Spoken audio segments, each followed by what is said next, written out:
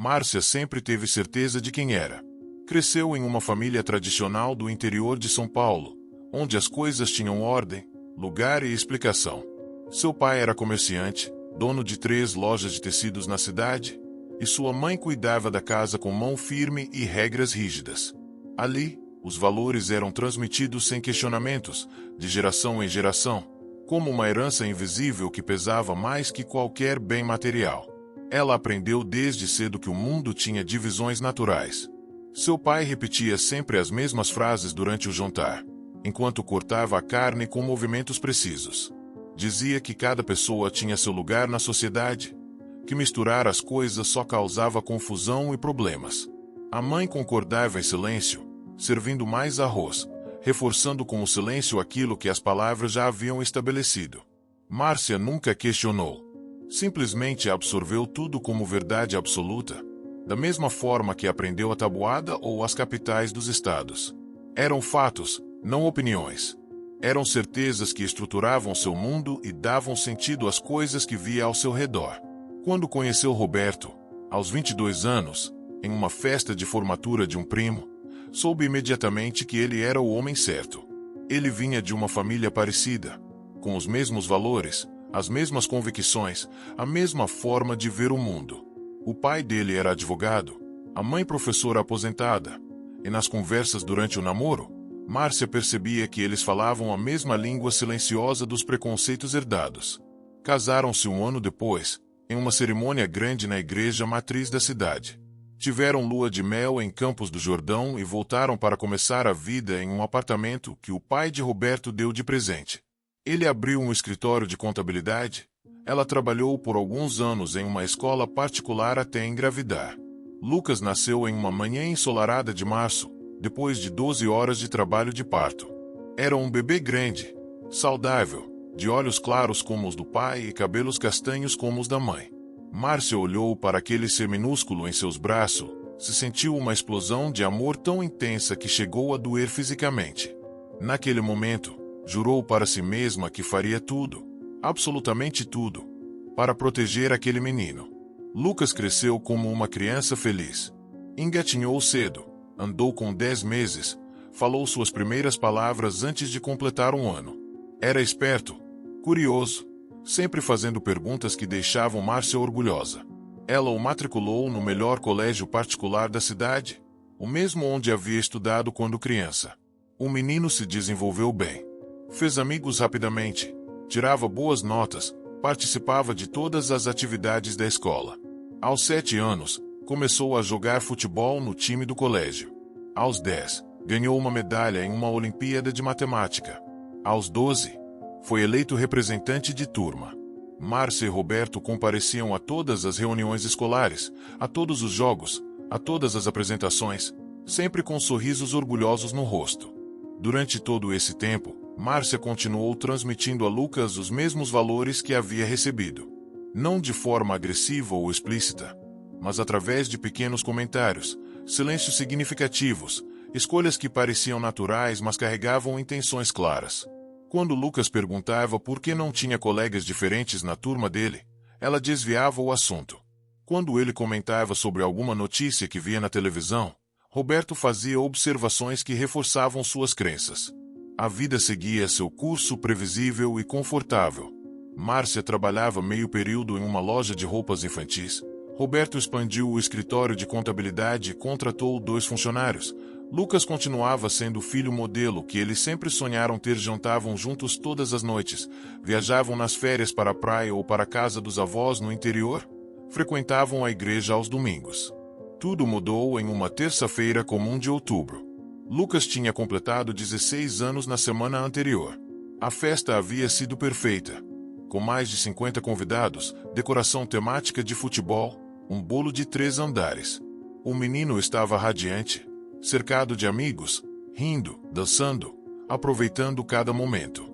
Márcia e Roberto observavam de longe, comentando sobre como o filho havia crescido, como estava se tornando um jovem admirável. Naquela terça-feira, Márcia havia saído para fazer compras no supermercado. Voltou para casa por volta das 5 da tarde, carregando sacolas pesadas. Abriu a porta e gritou para Lucas: avisando que precisava de ajuda para trazer as coisas do carro. Não houve resposta. Estranhou, porque o carro do menino estava na garagem, ele deveria estar em casa. Subiu as escadas chamando pelo filho. Deixou as sacolas na cozinha e foi até o quarto dele. A porta estava entreaberta. Empurrou devagar, esperando encontrá-lo dormindo ou com fones de ouvido, distraído no computador. O que viu a fez gritar. Lucas estava caído no chão, ao lado da cama, inconsciente. O rosto estava pálido, os lábios ligeiramente azulados. Márcia correu até ele, gritando seu nome, sacudindo seus ombros. Nada. O menino não respondia. Com as mãos tremendo violentamente, ela pegou o telefone e discou para a emergência. Os minutos seguintes foram um borrão de terror. Márcia tentava manter a calma enquanto seguia as instruções da atendente do SAMU, verificando a respiração do filho, posicionando-o corretamente. Ligou para Roberto entre soluços, mal conseguindo formar frases completas. A ambulância chegou 12 minutos depois, que pareceram 12 horas. Os paramédicos trabalharam rápido e eficientemente. Verificaram os sinais vitais de Lucas, colocaram uma máscara de oxigênio, prepararam-no para o transporte. Márcia subiu na ambulância com eles, segurando a mão fria do filho, rezando todas as orações que conhecia.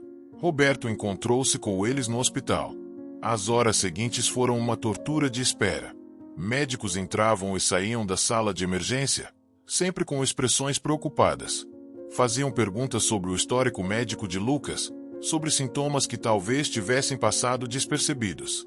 Márcia e Roberto se esforçavam para lembrar de tudo, de cada detalhe, de qualquer coisa que pudesse ajudar. Lucas estava na UTI quando finalmente recuperou a consciência. Márcia chorou de alívio ao ver os olhos do filho se abrirem, ao ouvir sua voz fraca perguntando o que havia acontecido. Mas o alívio durou pouco. Os médicos precisavam fazer mais exames, muitos exames. Havia algo errado com o coração. Os dias seguintes foram uma sequência interminável de procedimentos médicos. Eletrocardiogramas, ecocardiogramas, ressonâncias magnéticas, exames de sangue. Lucas era transferido de um aparelho para outro, sempre com aquela expressão assustada de quem não entende o que está acontecendo com o próprio corpo. Márcia e Roberto se revezavam ao lado da cama dele, tentando manter a esperança viva com sorrisos forçados. Uma semana depois do desmaio, a equipe médica pediu uma reunião com os pais. Sentaram-se em uma sala pequena e sem janelas, com paredes brancas que pareciam sugar toda a cor do ambiente. O cardiologista, Dr. Fernando Almeida, um homem de seus 50 anos com cabelos grisalhos e olhar cansado, começou a explicar com voz suave e cuidadosa. Lucas tinha cardiomiopatia dilatada em estágio avançado. O coração estava aumentado e enfraquecido, incapaz de bombear sangue adequadamente para o resto do corpo. Era uma condição grave, progressiva. O desmaio havia sido apenas o primeiro sinal visível de um problema que vinha se desenvolvendo silenciosamente há meses, talvez anos. Márcia sentiu o chão desaparecer sob seus pés. Roberto ficou pálido, as mãos apertando os braços da cadeira até os nós dos dedos ficarem brancos. O médico continuou falando, explicando opções de tratamento, medicamentos, procedimentos possíveis. Mas tudo soava distante, abafado, como se Márcia estivesse debaixo d'água. E então o Dr. Almeida disse a palavra que mudaria tudo: transplante. A condição de Lucas era grave demais para ser controlada apenas com medicação. O coração o estava deteriorando rapidamente. Eles tinham talvez alguns meses, no máximo um ano, antes que a situação se tornasse crítica. A melhor opção, a única opção real para dar a Lucas uma chance de vida normal, era um transplante cardíaco. Márcia não conseguiu conter o choro. Roberto a abraçou, mas ela podia sentir que ele também tremia. Transplante. A palavra ecoava na cabeça dela como um sino fúnebre. Isso significava esperar por um coração. Esperar que alguém morresse. Torcer pela tragédia de outra família para salvar seu filho. O Dr. Almeida explicou o processo com a paciência de quem já teve essa conversa centenas de vezes. Lucas seria inscrito na lista de espera para transplante. Sua situação seria avaliada constantemente, e a posição na fila dependeria da urgência do caso e da compatibilidade com possíveis doadores. Enquanto isso, Ele precisaria tomar diversos medicamentos, fazer consultas regulares, limitar suas atividades físicas. Lucas tomou a notícia com uma maturidade que partiu o coração de Márcia. O menino de 16 anos simplesmente assentiu, fez perguntas práticas sobre o que poderia ou não fazer, aceitou as limitações impostas pela doença. Mas ela via o medo nos olhos dele, o mesmo medo que sentia consumindo-a por dentro. A vida da família mudou completamente da noite para o dia. A rotina passou a girar em torno das necessidades médicas de Lucas. Consultas semanais, exames mensais, ajustes constantes na medicação. O menino teve que abandonar o futebol, atividade que amava desde pequeno. Não podia mais fazer exercícios intensos, não podia se estressar demais, precisava dormir horas específicas, comer alimentos específicos.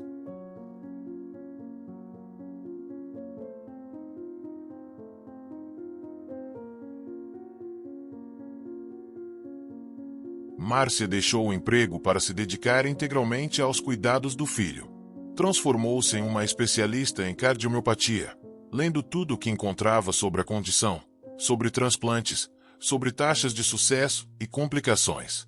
Criou planilhas para controlar os horários dos remédios, tabelas para monitorar os sinais vitais de Lucas, listas de sintomas que deveriam ser imediatamente reportados ao médico. Roberto mergulhou no trabalho como forma de lidar com a angústia. Passava cada vez mais horas no escritório, assumindo mais clientes, trabalhando até tarde.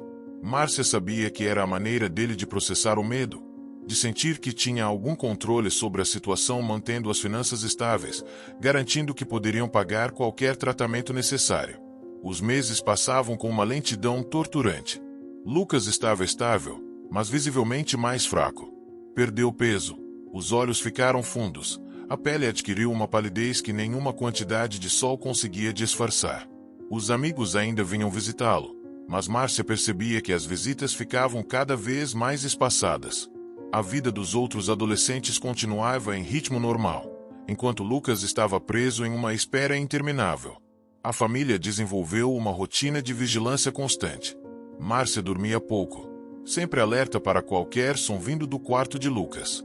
Roberto checava o celular obsessivamente, temendo a ligação que informaria uma piora no quadro. Eles evitavam fazer planos de longo prazo, vivendo de uma consulta médica para outra. As conversas mudaram. Antes falavam sobre o vestibular que Lucas prestaria, sobre qual faculdade ele escolheria, sobre o futuro brilhante que certamente teria. Agora discutiam contagens de células, níveis de enzimas, interpretação de ecocardiogramas. O futuro havia encolhido até caber em janelas de 3 meses, entre um exame e outro. Márcia começou a frequentar um grupo de apoio para famílias de pacientes na lista de transplante. Reuniam-se toda quinta-feira à noite em uma sala do hospital. Ali, ela conheceu outras mães, outros pais, todos carregando o mesmo peso esmagador da espera. Ouviam histórias uns dos outros, compartilhavam dicas, choravam juntos, celebravam pequenas vitórias. Foi nesse grupo que Márcia começou a entender verdadeiramente o que significava esperar por um transplante. Não era apenas a angústia médica, a incerteza sobre a saúde do filho. Era também o peso moral de saber que a salvação de Lucas dependia da morte de outra pessoa. Era acordar todos os dias desejando e temendo ao mesmo tempo que o telefone tocasse. Alguns no grupo já haviam recebido o transplante. Falavam com lágrimas nos olhos sobre o dia em que a ligação finalmente veio, sobre a cirurgia, sobre a recuperação, sobre a gratidão impossível de expressar. Outros ainda esperavam, alguns há anos. E havia aqueles cujas cadeiras ficaram vazias de uma semana para outra, aqueles que não resistiram até que um coração compatível fosse encontrado. Lucas completou 17 anos na lista de espera. A festa foi pequena, apenas a família mais próxima. Márcia fez o bolo favorito dele, chocolate com cobertura de morango. Roberto deu a ele um laptop novo, para que pudesse acompanhar as aulas online quando não tinha energia para ir à escola. Os avós vieram de longe, tentando esconder a tristeza atrás de sorrisos brilhantes demais. O menino apagou as velas fazendo um pedido que todos sabiam qual era. Márcia fechou os olhos e fez o mesmo pedido, rezando para qualquer divindade que quisesse ouvir. Salve meu filho. Por favor, salve meu filho. A resposta veio 3 meses depois, em uma sexta-feira à noite. Márcia estava na cozinha preparando o jantar quando o telefone tocou. Era um número que ela não reconhecia, mas que atendeu mesmo assim com o coração já começando a acelerar. Uma voz feminina, calma e profissional, identificou-se como parte da equipe de transplantes do hospital. Havia um coração disponível, compatível com Lucas. Eles precisavam vir ao hospital imediatamente. Márcia largou o telefone e gritou por Roberto e Lucas. Suas mãos tremiam tanto que mal conseguia pegar as chaves do carro. Roberto assumiu a direção, rompendo todos os limites de velocidade no caminho para o hospital. Lucas estava no banco de trás, pálido mas com os olhos brilhando de esperança e medo. A equipe médica os esperava. Lucas foi levado imediatamente para fazer os últimos exames pré-operatórios. Márcia e Roberto foram direcionados para uma sala de espera, onde uma enfermeira explicou detalhadamente como seria o procedimento, quanto tempo levaria, quais eram os riscos. A cirurgia estava programada para começar às 4 da manhã. Eles tinham algumas horas para se preparar. Márcia foi autorizada a ver Lucas antes de ele ser levado para o centro cirúrgico. O menino estava deitado em uma maca, já com a roupa hospitalar, conectado a diversos aparelhos. Ela segurou a mão dele, tentando transmitir toda a força que não sentia. Lucas sorriu para ela, um sorriso fraco mas genuíno. Disse que estava pronto, que tudo ficaria bem. Márcia beijou sua testa, sussurrando que o amava mais que tudo no mundo, que estaria esperando quando ele acordasse. Às 4h15 da manhã, Lucas foi levado para a sala de cirurgia. Márcia e Roberto ficaram na sala de espera com outras famílias que também viviam seus próprios dramas médicos. As horas se arrastavam. Márcia rezava, andava de um lado para outro, bebia café que não tinha gosto de nada. A cirurgia durou 7 horas. Às 11h30 da manhã, o Dr. Almeida apareceu na sala de espera ainda com o avental cirúrgico. Márcia levantou de um salto, tentando ler em seu rosto alguma pista sobre o resultado. O médico sorriu, e ela sentiu as pernas fraquejarem. A cirurgia tinha sido um sucesso. O novo coração estava batendo forte e regular no peito de Lucas. Os próximos dias seriam críticos, mas todos os sinais indicavam que o corpo estava aceitando o órgão bem. Lucas estava na recuperação, ainda sedado, mas estável. Márcia desabou na cadeira, soluçando de alívio. Roberto a abraçou, e ela podia sentir as lágrimas dele molhando seu cabelo. Eles tinham conseguido. O pesadelo tinha acabado. Lucas viveria. Nas semanas seguintes, enquanto Lucas se recuperava no hospital, Márcia e Roberto viveram em uma bolha de gratidão intensa. Viam o filho ganhando cor novamente, viam-no sorrir sem esforço, viam a vida voltando para aqueles olhos que haviam ficado tão apagados nos últimos meses. Lucas progrediu rapidamente. 2 semanas após a cirurgia, já conseguia caminhar pelos corredores do hospital. 3 semanas depois, estava fazendo fisioterapia leve. 1 mês após o transplante, os médicos falavam em alta hospitalar em breve. Foi durante esse período que Márcia começou a pensar seriamente sobre o doador. Até aquele momento, estava tão consumida pela recuperação de Lucas que mal havia processado o fato de que outra pessoa tinha morrido para que seu filho vivesse. Mas agora, vendo Lucas rindo com os enfermeiros, fazendo planos para voltar à escola, a realidade começou a se impor. Alguém havia perdido um filho para que ela não perdesse o dela. Alguma família estava de luto enquanto ela celebrava. Alguém tinha feito a escolha generosa de doar os órgãos no momento mais terrível de suas vidas, e essa escolha havia salvado Lucas. Márcia perguntou ao Dr. Almeida sobre o doador. Ele explicou que, por questões de privacidade, as informações eram limitadas. Podiam saber informações gerais, idade, causa da morte, mas identidade e detalhes pessoais permaneciam confidenciais, a menos que ambas as famílias concordassem em se conhecer. Ele disse que o doador era um jovem de 19 anos que havia falecido em um acidente de carro. A família havia autorizado a doação de múltiplos órgãos, salvando várias vidas além da de Lucas. Era tudo o que podiam revelar no momento. Márcia ficou pensando nessa informação por dias. 19 anos. Apenas 3 anos mais velho que Lucas. Um jovem com toda a vida pela frente, com sonhos, planos, pessoas que o amavam. E agora ele se foi, e seu coração batia dentro do peito de seu filho. A culpa começou a corroer a gratidão. Como ela poderia celebrar quando outra mãe estava chorando? Como poderia estar feliz quando outra família estava destruída? A alegria pela salvação de Lucas estava manchada pela consciência do preço pago por ela. Roberto notou a mudança nela. Uma noite, enquanto Lucas dormia, ele a encontrou na varanda do apartamento, olhando para o nada. Sentou-se ao lado dela e perguntou o que estava acontecendo. Márcia desabou, confessando a culpa que sentia, o peso da gratidão misturado com a tristeza pela perda de alguém que nunca conheceu. Roberto segurou sua mão e disse que o doador e sua família tinham feito uma escolha linda em meio à tragédia. Que honrar essa escolha significava permitir que Lucas vivesse plenamente, não desperdiçar o presente que haviam recebido. Que eles podiam carregar gratidão e tristeza ao mesmo tempo, que os dois sentimentos podiam coexistir. Lucas teve alta do hospital 6 semanas após o transplante. Voltar para casa foi surreal. Tudo estava exatamente como eles haviam deixado, mas ao mesmo tempo, tudo era diferente. O menino que entrou pela porta era o mesmo e completamente outro. Tinha o mesmo rosto, a mesma voz, mas carregava dentro de si o coração de um estranho. A recuperação continuou em casa.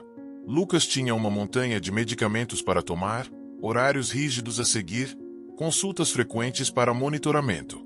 Mas a cada semana ficava mais forte. A cor voltou para suas bochechas, a energia retornou aos seus movimentos. 2 meses após a alta, ele voltou à escola. Márcia observava o filho redescobrindo a vida com uma intensidade que nunca tinha demonstrado antes. Ele se interessava por coisas novas, fazia amizades diferentes, falava sobre querer ajudar outros pacientes, talvez estudar medicina. A experiência o havia transformado, tornado mais maduro, mais empático, mais consciente da fragilidade e do valor da vida. 3 meses após o transplante, durante uma consulta de rotina, o Dr. Almeida mencionou algo que fez o coração de Márcia acelerar. A família do doador havia manifestado interesse em conhecê-los, se eles estivessem dispostos. Não havia pressão alguma, era completamente opcional, mas a possibilidade estava ali. Márcia olhou para Roberto, depois para Lucas. Os 3 trocaram olhares pesados de significado. Essa era uma decisão enorme, carregada de emoções que mal conseguiam nomear. Conhecer a família do doador significava dar rosto à pessoa cujo coração agora batia dentro de Lucas. Significava confrontar diretamente a tragédia que possibilitou sua alegria. Lucas foi o primeiro a falar. Disse que queria conhecer, que sentia que precisava agradecer pessoalmente, que precisava saber quem era a pessoa que o havia salvado. Roberto concordou, dizendo que seria a coisa certa a fazer. Márcia, com o estômago embrulhado de nervosismo, assentiu. O Dr. Almeida organizou o encontro para 2 semanas depois, em uma sala privada do hospital. Haveria um psicólogo presente para mediar a conversa e oferecer suporte se necessário. Márcia passou essas 2 semanas em um estado de ansiedade crescente. Ensaiava mentalmente o que diria, como agradeceria, mas nenhuma palavra parecia suficiente. O dia chegou com um céu cinzento e pesado. Márcia, Roberto e Lucas chegaram ao hospital meia hora antes do horário marcado. Sentaram-se na sala de espera, ninguém conseguindo falar muito. Lucas mexia nervosamente no celular, Roberto tamborilava os dedos na cadeira. Márcia torcia as mãos no colo. Às 3 da tarde em ponto, foram chamados para a sala onde aconteceria o encontro. Era um ambiente acolhedor, com sofás confortáveis, iluminação suave, uma mesa baixa com água e café. O psicólogo, Dr. Paulo, os cumprimentou calorosamente e explicou que a outra família chegaria em alguns minutos. Márcia se sentou no sofá, Roberto de um lado, Lucas do outro. Seu coração batia tão forte que ela tinha certeza de que todos podiam ouvi-lo. Ela se pegou pensando no coração dentro de Lucas, imaginando se ele também estava acelerado, se de alguma forma carregava memórias ou emoções do doador original. A porta se abriu, e o mundo de Márcia parou de girar. Entraram na sala 3 pessoas. Uma mulher de uns 50 anos, alta e elegante, com cabelos cuidadosamente penteados. Um homem da mesma idade, forte e sério. e entre eles, uma jovem de uns 20 e poucos anos. Todos eram negros. Márcia sentiu como se tivesse levado um soco no estômago. O chão pareceu se mover sob seus pés. Sua mente se recusava a processar o que seus olhos viam. O doador. A pessoa cujo coração batia dentro de Lucas. Era um jovem negro. A vida inteira de preconceitos, comentários, convicções inquestionáveis desabou sobre ela como uma avalanche. Todas as coisas que seu pai havia dito, que ela havia repetido, que havia ensinado a Lucas. Todas as vezes que cruzou a rua ao ver alguém diferente. Todos os julgamentos silenciosos, as oportunidades negadas, o desprezo disfarçado de preferência pessoal. E agora, o coração que mantinha seu filho vivo, que bombeava sangue para cada célula do corpo dele, que fazia seus olhos brilharem e seus pulmões encherem de ar, pertencia a um desses jovens que ela teria atravessado a rua para evitar. Roberto também havia ficado tenso ao lado dela. Ela podia sentir. Lucas estava pálido, olhando fixamente para a família à frente deles. A mulher deu um passo à frente. Seus olhos estavam vermelhos, mas havia uma dignidade impressionante em sua postura. Ela estendeu a mão e disse, com voz firme mas carregada de emoção, que seu nome era Helena. O homem ao lado dela era seu marido, Paulo. E a jovem era sua filha, Camila. O filho deles, irmão de Camila, chamava-se André. Tinha 19 anos quando morreu em um acidente de carro 3 meses atrás. Márcia apertou a mão estendida de Helena com as suas próprias mãos trêmulas. Sentiu a pele quente, firme, humana. Completamente, inegavelmente humana. Como a dela, como a de qualquer pessoa. Helena convidou-os a sentar. O doutor, Paulo, o psicólogo, ficou em uma cadeira discreta ao lado, permitindo que a conversa fluísse naturalmente, mas pronto para intervir se necessário. Houve um silêncio pesado por alguns segundos. Então Helena começou a falar sobre André. Ele era estudante de engenharia, estava no 3º ano da faculdade. Adorava música, tocava violão desde criança. Era engraçado, fazia todos rirem com suas imitações e piadas.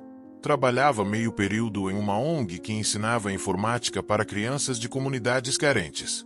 Sonhava em usar a engenharia para criar soluções para problemas sociais. Enquanto Helena falava, sua voz ia ficando mais embargada.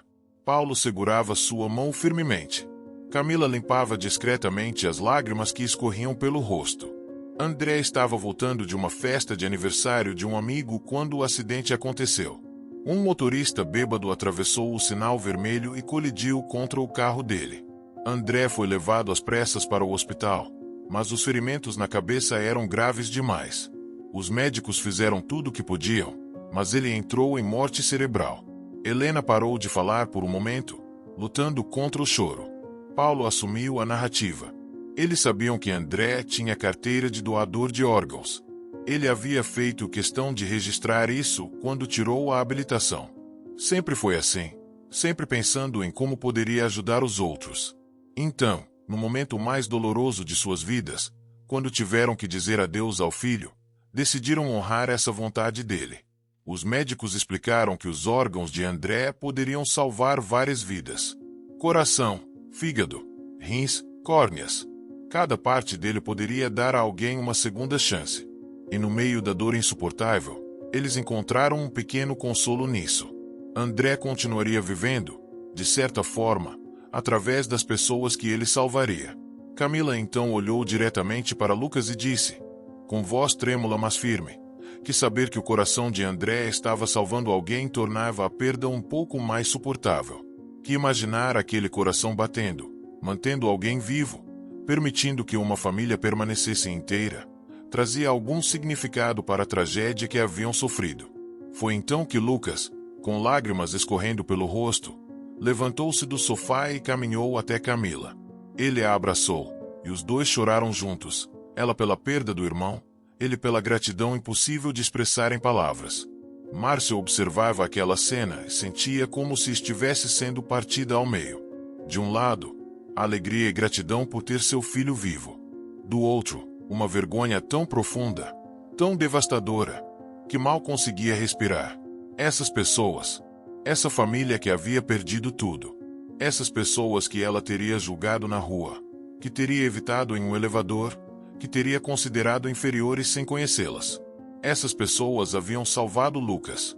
O coração puro, generoso, cheio de amor de André, um jovem negro que dedicava seu tempo livre a ajudar crianças carentes, agora batia dentro do peito de seu filho.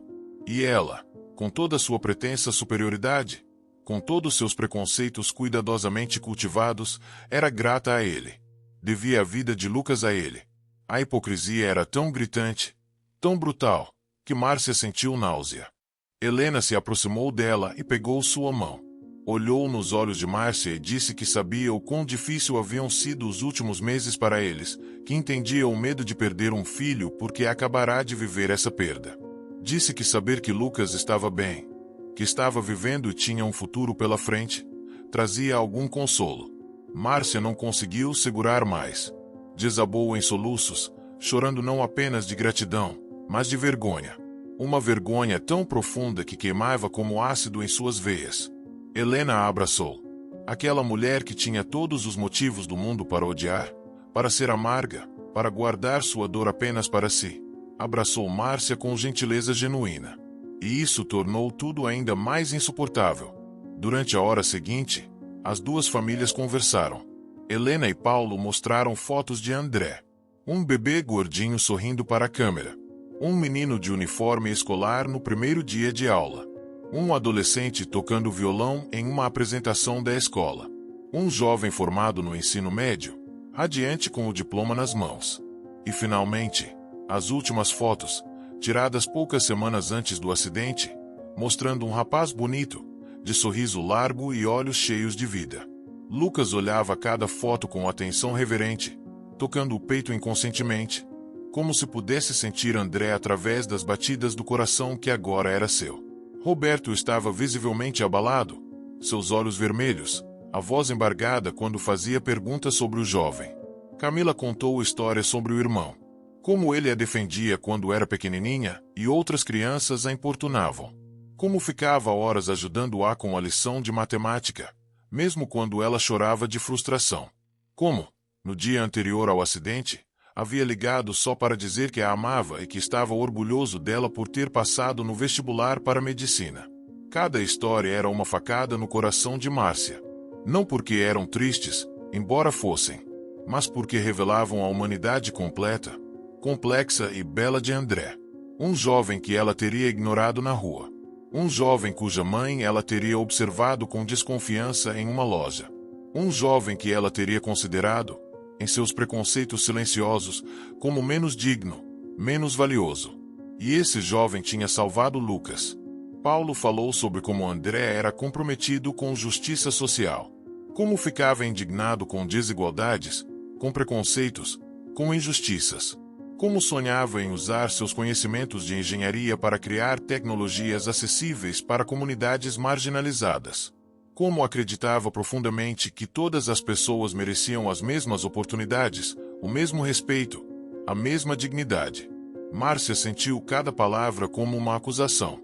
André havia dedicado sua vida curta a combater exatamente o tipo de pensamento que ela havia cultivado durante toda a vida. E agora seu coração batia dentro de Lucas, bombeando sangue generoso através de veias que pertenciam a uma família que André teria considerado parte do problema. Quando o encontro terminou, depois de lágrimas, abraços e promessas de manter contato, as duas famílias se despediram na porta do hospital. Helena abraçou Lucas longamente, sussurrando algo em seu ouvido que fez o menino chorar novamente. Camila deu a ele uma foto de André e uma pulseira que o irmão sempre usava, dizendo que queria que Lucas tivesse algo que pertenceu a ele. No carro, voltando para casa, o silêncio era denso. Lucas segurava a foto de André e a pulseira como se fossem tesouros sagrados. Roberto dirigia com os olhos fixos na estrada, a mandíbula tensa. Márcia olhava pela janela, vendo a cidade passar, mas não registrando nada. Quando chegaram em casa, Lucas foi direto para o quarto. Roberto serviu-se de um uísque, algo raro nele. Márcia ficou na sala, sentada no sofá, ainda processando tudo o que havia acontecido. Naquela noite, ela não conseguiu dormir. Ficou acordada na cama, ouvindo a respiração regular de Roberto ao lado, pensando. Revisitou mentalmente décadas de sua vida. Cada comentário preconceituoso que havia feito ou concordado. Cada vez que cruzou a rua por medo irracional. Cada oportunidade que negou a alguém por causa da cor da pele. Cada piada que achou engraçada. Cada silêncio cúmplice quando alguém expressava racismo. E pensou em André. Em um jovem de 19 anos que nunca conheceria, mas cujo coração literalmente mantinha seu filho vivo. Um jovem que, segundo sua família, era gentil, generoso, inteligente, engraçado, cheio de sonhos e amor. Um jovem que ela teria julgado e diminuído sem pensar duas vezes. A culpa era esmagadora, mas Márcia sabia que culpa sem ação era inútil. Autopiedade seria um insulto à memória de André e ao presente que sua família havia dado. Nos dias seguintes, Márcia começou uma jornada que sabia que levaria o resto da vida. Começou a ler, realmente ler, sobre história, sobre racismo estrutural, sobre as experiências que sempre ignorou ou minimizou. Cada página era dolorosa porque revelava camadas de ignorância que ela havia carregado com tanta certeza. Conversou com Lucas sobre tudo. O menino, que sempre absorveu os valores dos pais sem questionar, agora tinha perguntas. Por que eles haviam pensado daquele jeito? Como puderam estar tão errados? Como poderiam honrar André vivendo com os mesmos preconceitos que ele combatia? Roberto também estava mudado. Menos vocal que Márcia, ele processava tudo em silêncio, mas ela via as mudanças. A forma como ele parou de fazer certos comentários. Como começou a questionar amigos quando diziam coisas problemáticas. Como pediu desculpas, em um momento de vulnerabilidade raro, por ter criado Lucas em um ambiente de intolerância. Márcia começou a fazer trabalho voluntário na mesma ONG onde André havia trabalhado. No início, foi difícil. As pessoas lá sabiam quem ela era, sabiam da conexão com André, mas não sabiam do passado dela, dos preconceitos que carregava. Ela se sentia uma fraude, uma intrusa. Mas continuou. Toda semana, ia até a comunidade, ajudava a ensinar informática para crianças. E cada criança que atendia, cada sorriso que recebia, cada obrigado, tia que ouvia, era um lembrete de tudo que havia perdido ao fechar seu coração para pessoas diferentes dela. Helena e Paulo tornaram-se parte regular da vida deles. No início, os encontros eram tensos, carregados de emoções complexas. Mas com o tempo, desenvolveu-se algo genuíno. Não amizade exatamente, pelo menos não ainda, mas uma conexão profunda nascida da tragédia e da esperança. Lucas usava a pulseira de André todos os dias. Colocou a foto dele em uma moldura na mesinha de cabeceira. E começou a estudar mais intensamente, dizendo que queria honrar a segunda chance que receberá fazendo algo significativo com sua vida.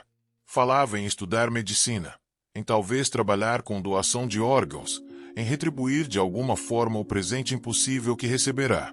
Um ano após o transplante, durante uma consulta de rotina, o Dr. Almeida comentou que o coração estava funcionando perfeitamente. Lucas estava saudável, forte, vivendo uma vida normal. Era um dos casos de maior sucesso que ele havia acompanhado. Márcia ouviu isso e pensou em André.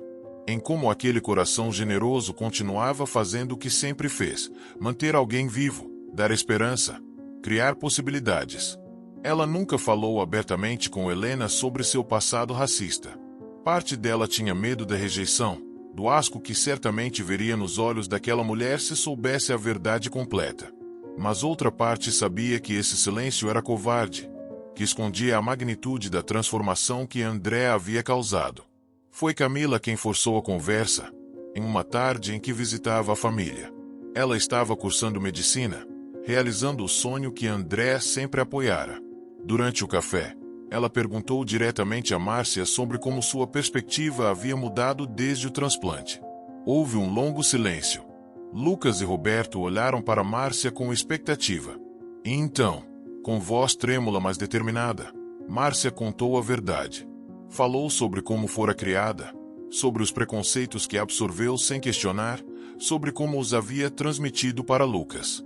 Falou sobre o choque de descobrir que André era negro, sobre a vergonha esmagadora que sentiu naquele momento. Falou sobre como cada batida do coração dentro de Lucas era um lembrete de sua hipocrisia, de como estava viva e inteira graças à generosidade de pessoas que havia considerado inferiores. As lágrimas escorriam livremente pelo rosto de Márcia enquanto falava. Ela não pedia perdão, porque sabia que não merecia. Apenas contava a verdade, nua e crua, aceitando qualquer consequência que viesse. Camila a ouviu em silêncio. Quando Márcia terminou, houve uma pausa longa e pesada. Então Camila disse algo que Márcia nunca esqueceria. Ela disse que André acreditava que as pessoas podiam mudar, que ninguém estava além da redenção se estivesse disposto a fazer o trabalho difícil e honesto de confrontar seus próprios demônios, que a transformação real não acontecia em um momento, mas era um processo constante, diário, de escolher ser melhor. Camila disse que via Márcia tentando. Via o trabalho voluntário, via as mudanças em Lucas, via a luta genuína para desaprender décadas de condicionamento. E que, embora nada pudesse apagar o passado, o presente e o futuro ainda estavam sendo escritos. Não foi perdão exatamente.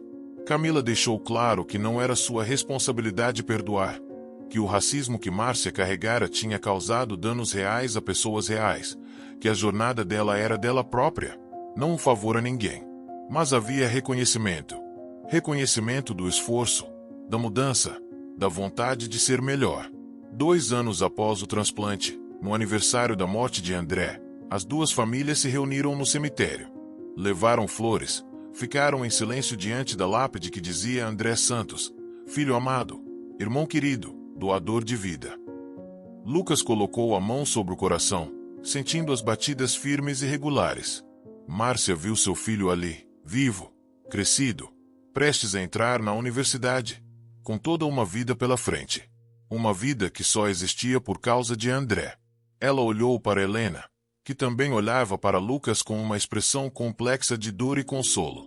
Os olhos das duas mulheres se encontraram, e naquele momento silencioso, houve um entendimento mútuo. Helena havia perdido um filho. Márcia quase perderá um. E entre essas duas tragédias, uma conexão impossível havia sido forjada. Márcia sabia que carregaria para sempre a vergonha de quem foi, mas também carregaria a responsabilidade de honrar André, sendo alguém melhor. Cada dia era uma escolha consciente de desaprender, reaprender, fazer diferente. Lucas entrou para a faculdade de medicina com a determinação de se especializar em transplantes. Roberto fechou parcerias em seu escritório de contabilidade com profissionais negros que antes teria ignorado, trabalhando ativamente para criar oportunidades. Márcia continuou o trabalho voluntário e começou a dar palestras sobre doação de órgãos, sempre contando a história de André, sempre enfatizando que preconceito não tem lugar quando a vida humana está em jogo.